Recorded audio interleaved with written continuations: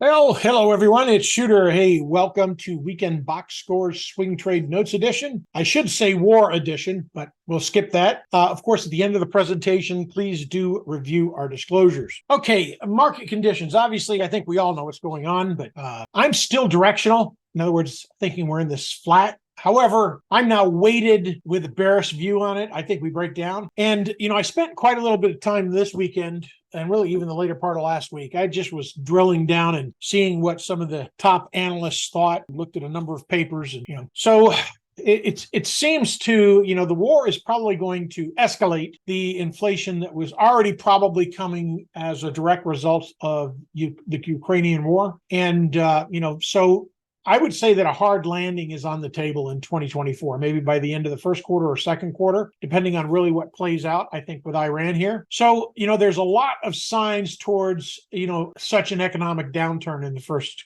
quarter of 2024.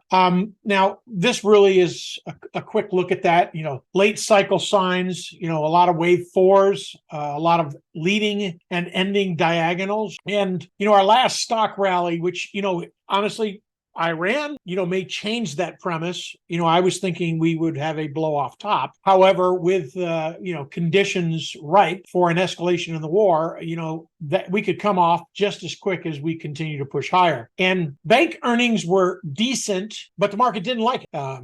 And Wells Fargo was the only one that sort of, mentioned there were higher delinquencies. And now I think a lot is, when we compare what the Fed may or may not do, I think we're looking at a 1970s, 1980s. However, that is not with Iran involved in a Mideast war. So that might be the black swan that, at this point, with tanks rolling into the Gaza Strip this weekend, I think we're gonna know pretty quick if Iran's involved in this or not, or if Turkey steps in or anyone else, or all of the above.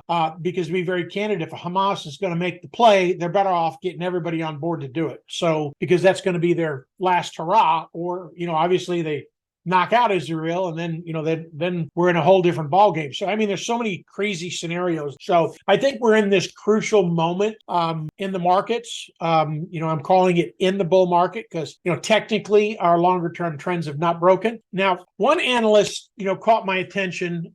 He's retired, actually, Aaron, and, he's afraid that the economy is losing its stability directly related to the bonds and how they're anchored, or how the financial markets are anchored to the bonds. And, this unpredictable outcome is something that I've been seeing in stocks. When we start having, ABC patterns that extend, become elongated, and then the count breaks, something's wrong. And that's what I'm seeing. And, his view at this point is that it's probably going to get worse before it gets better. And, that typically is the case with Elliott wave count. Everything has an average true range. And, the anchors Mohammed speaks about, is, ultimately what happens is resistance gets overshot, so there was no resistance. So whatever players were in the market that were using that resistance, they're taken out. And, same thing with support. There's a low or an average support level, and, an average true range is consistent on different time frames. And when you take that out, what we're seeing is much more aggressive pushes in the opposite direction when those resistance and support levels are getting taken out, which I think directly reflects those anchors that Mohammed's speaking about. So I think investors face a big challenge here. One, get out of the way, okay? Or two, hedge, or three, all of the above and reduce position size, and, maybe even take some shorts where viable. And in the primary waves this week, I went a little more in depth and covered calls because I think there's a number of stocks that, would be beneficial for that. So, but let me start with the dollar. We had one hell of a candle in the US dollar here. I don't even recall getting that candle. Now it closed at the bottom of the candle here. This is not healthy. That's an event that we don't know exactly what's going on. Maybe the BRICS sold another block of treasuries. Don't know. Something, at this point, I haven't been able to identify what it was. But, so on the downside, here's the thing is we could turn around and test this high and then rip and put a candle very equal to this down on the low side, go back and test the 50-day pretty doggone quick, which is just going to cause chaos in the market. markets when it comes. Or if we continue higher pretty aggressively and get another candle with some other event next week, we push above 109 or 110. I mean, emerging markets are just going to break here. So, the comment of getting out of the way, I think it's going to be very selective. Emerging markets have a huge risk. So if you have exposure in emerging markets, I would at least be trimming. And frankly, I'd probably cut to 50% position size, no matter what the upside is. And there are some that are weighted, such as BABA, for example, on consumption. Right now, China is in serious trouble with that. So I think we have much more downside there than we have upside. And I think China, even though they keep pumping money in, I don't know that they're pumping enough in. And I don't know that'll start in a timely fashion until we get some kind of scare in that market over. So that's my thought on the dollar. We're looking for that 108 with a back test of 107. But honestly, I don't know here. So that's, we're so volatile at this point. I can't even say with any confidence it's going in either direction. Now, TLT, we got a nice bounce off a good bounce. Came in, put our intermediate wave 1 in. Now, it's extended a little bit. Accounts have been flipping around down here. It says we'll push up maybe to 92 before we break down. So watching the strength of this back test is going to tell us whether this 83 hold on this 3 or that extends. It's completely possible we could extend here with the volatility in the dollar. So, these ranges, they're going to broaden. So that's just what I want everybody to understand here is our intermediate wave could get much broader than this leg here. So, that too is very viable. As far as TLT, we're looking for about 80.51. So, once that back test gets in, we'll be looking at getting a position short there. Now, earnings, this is a very big week for banks. We have Charles Schwab first thing in the morning, which sort of tell us, how Morgan Stanley may do and Interactive Brokers, a little later on in the week because Interactive Brokers is on Tuesday after the close. Morgan Stanley is before the open on Wednesday. So, and then we have more banks coming in after the close. First Bank, Services First Bank, which really aren't too excited for me. Bank of America is before the bell Tuesday, so that's a good one. Goldman Sachs will also be, it's going to be their guidance. It's going to be a big issue.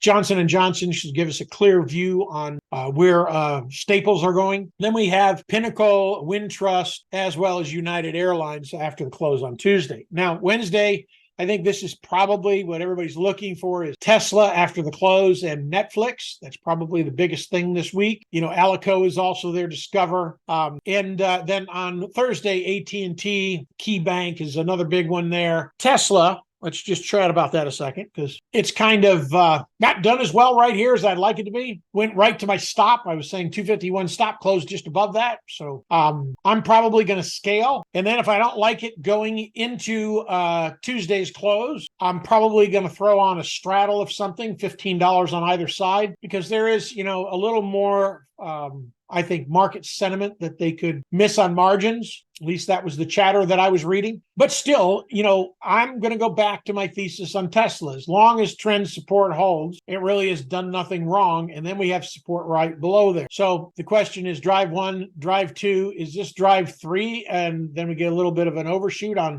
sort of a mix, or is this drive 1? This grouping is drive 2, and we still have another drive 3 way the heck up here. So, I think it's prudent to look in both directions. My position's small enough so I can take a little heat where we are. I was going to average in the later part of last week, but the count kept supporting a little bit lower. I was thinking maybe 247. So I'm now waiting for 247 to put something on. And I'll just double my entry of what I put on as far as options on the first strike at those 270s. And I'm probably going to come in really tight around 255s, giving myself some room there. Those will be weeklies. I'm not going to go any further than that. And then if I do a straddle, then I'll take a piece of that and add a little further out, probably one more week out, and do both sides that way is sort of my thinking. However, below the 50-day really opens up down. We close below the 50-day. It really opens up the support band. So you have to keep that in mind with any risk you have on table. If you're faint-hearted, don't take this trade because there's a very good chance this goes south. It's not going to favor us in most cases, I think, here. So I just have a strong conviction to Tesla, and I've been trading the crap out of this thing anyways. So, I'm nearly in either along, actually more counter trends. I'm like 90% counter trends. So I think I have a really good feel for it. I know where it's going to break down breakdown, because I've, been doing those day trades with it. So that's just my feeling on Tesla, which is probably why it's my favorite child too. Looking at the Russells, Russells is still the weak system, but at this point we break down on the 8-day, that pretty much, this breakdown at the 382 fib, that 157.55 is where I'll get real excited. Now Qualcomm's been here forever, and we just started to break down again last week. So, we continued lower. It looks like that the 50% back held on the upside. So at a breakdown of that trend support at the 8-day is where I will add shorts. So just keep that on your radar. When it happens a little bit. It wasn't as strong as CBRE or Airbnb to the downside. There's not as strong of a risk reward. So if the market's going to turn, I'd rather you be in CBRE and Airbnb than anything else at this point, because they have more downside. So now Airbnb, once we break this trend support, we haven't even broken that yet. So realize we got a lot of time. We're about $12 lower for our intermediate wave 3. Then we get a little bounce. So we'll be targeting that 110 number once we get a break below there and my alert goes off. I'll throw that back in the room. Now looking at the S&P, right now the count says we're bullish. Even with the breakdown, a little bit of a breakdown we had Friday, However, I expect it to flip bearish again. What we're doing with this flipping around here, we get into this flat and then it doesn't hold and we break down the count chain. We get into this flat, right? So it starts building this base, looking at this, hey, it's bullish. As soon as it breaks below the 200-day, the count's going to flip again. So I don't know how long that lasts. And, that's one challenging thing about flat and bear markets, and we really do have the counts that are reflective of a bear market at this point, even though technically we still have not broken some of the longer term trends when we go out and look at our monthly charts first. So looking at the NASDAQ, I think our 3's in and our 4's in, and we have a distorted print here. So I would suspect after the open Monday, that's going to change as well. I still think we turn a little bit lower on this candle, with what's going on in the Middle East. And I had mentioned a number of things in chat. Let me just go there. Now, I went to the special report library and basically made this public. Whenever we get, a lot of heat, or at least I think a lot of heat's potentially could come into the market. I wanted to make sure everybody had a good idea of how to play it.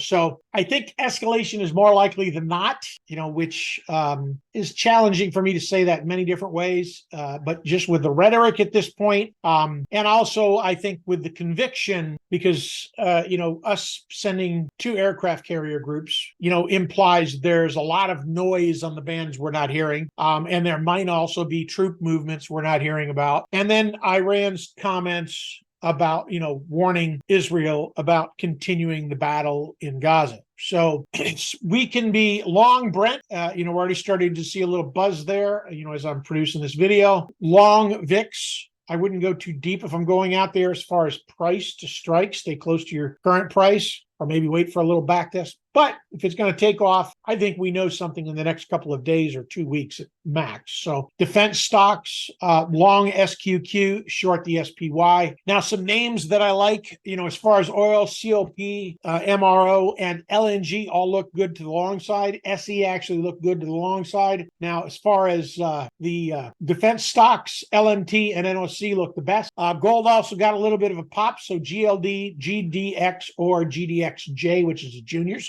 Juniors always moves better than GLD or GDX, and Walmart. Now, if any of you would like me to post those charts, it's good reason to join chat, and we'll post them there, or anyone in the group that wants me to do that, we'll be glad to do that. So let me jump back over to crypto. Now, we got back in this support band. I thought we were going to take off, and now we've got a trigger to the downside, which generally that's not too much deeper. So I expect at least the bottom of the support could break back to the 8-day on that. But otherwise, I think we're just stuck where we are until we get some kind of news. Maybe the spot ETFs getting approved will give us a bump or a tailwind to get us up and out of here.